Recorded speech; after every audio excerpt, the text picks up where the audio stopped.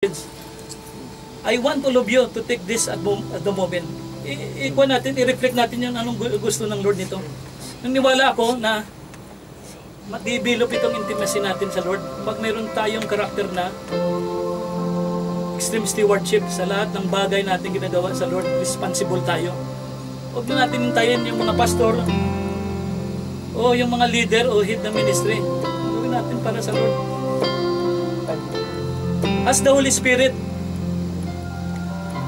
maybe right now God is speaking to you about stewardship.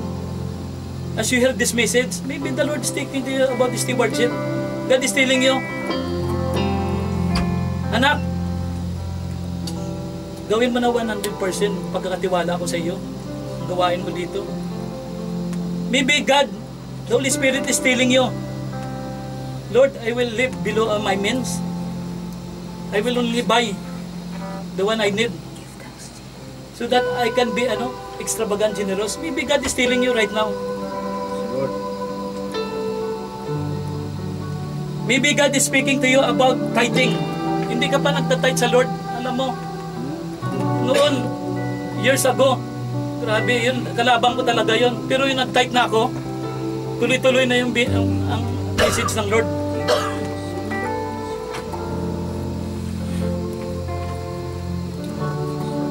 Maybe you make God first place in your heart. Say, Lord, sa lahat ng aking kinikita, Lord, ikaw ang first place, Lord. Itong tithes ko, Lord, maybe is talking about extravagant giving. Giving over and above. Or maybe you want to give your talent to God. And that is your life. Giving your life to God. Yung buhay mo, kapatid, yung buhay mo. At lahat ng iyong tinangtangkilik. Jesus said, what profit a man if he begins the whole world and loses one soul?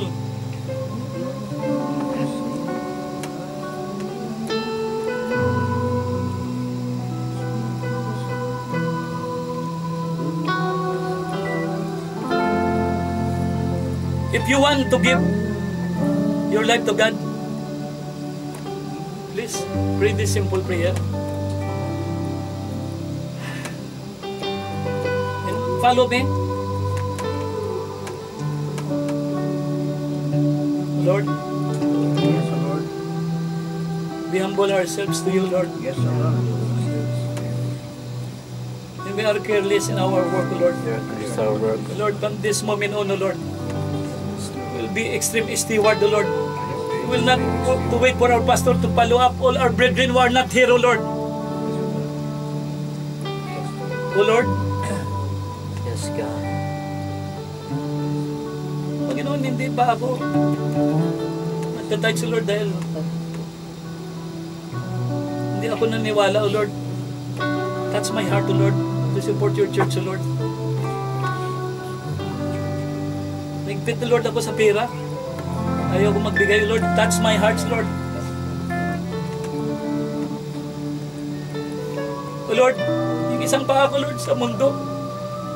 Isang pa ako, Lord, sa Lord.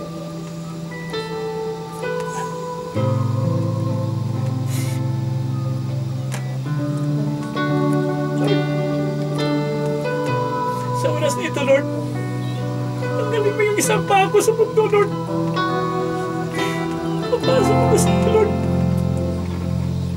At this moment, O Lord, I will offer you, Lord, my precious, O Lord. Give, O Lord, is my life, O Lord. Ano mangyari sa amin, O Lord, sa akin, sa amin? Kayo, Lord, pupurihin sa amin, Lord. Ako na lang manalangin, ha. Lord, I ask you, Lord, mga decision, Lord, ng aking mga kapatid, Lord, na hindi ka kinukonsulta, Lord. But I ask you, Lord, to extend your grace to them, O Lord. The one who need work, O Lord, badly, O Lord, stretch your hands, O Lord, so that they can save, O Lord, they can serve you, Lord. Magbingkod, O Lord. Bigyan mo sila ng company, Lord, maluhang. Na hindi lahat ng oras, O Lord, doon sa trabaho, O Lord. Panginoon, Panginoon, ang iyong kapangyarihan hindi nalimitahan ng distansya, O Lord.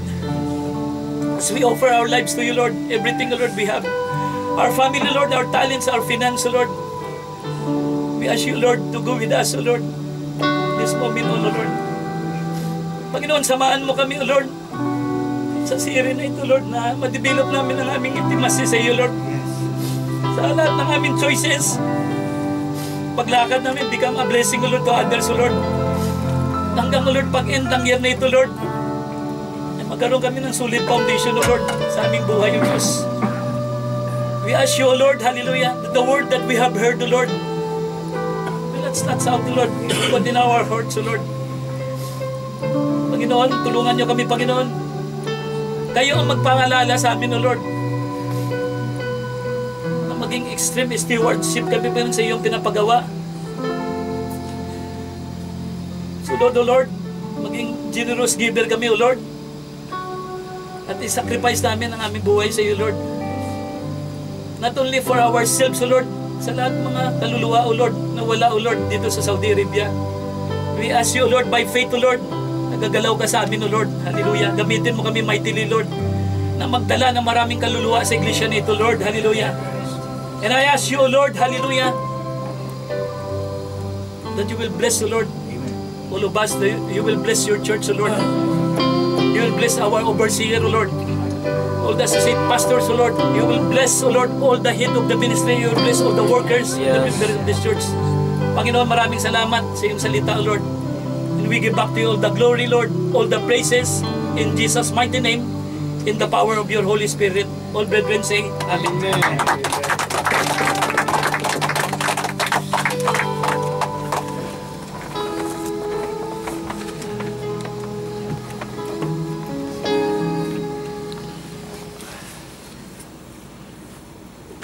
Tayo po ngayon ay dadako sa isang parte ng ating pong gawain. Kung saan tayo po ay magdaraos ng ating pong banal na hapunan or breaking of the bread na ating pong tinatawag. Yun, itabi po natin yung mga upuan.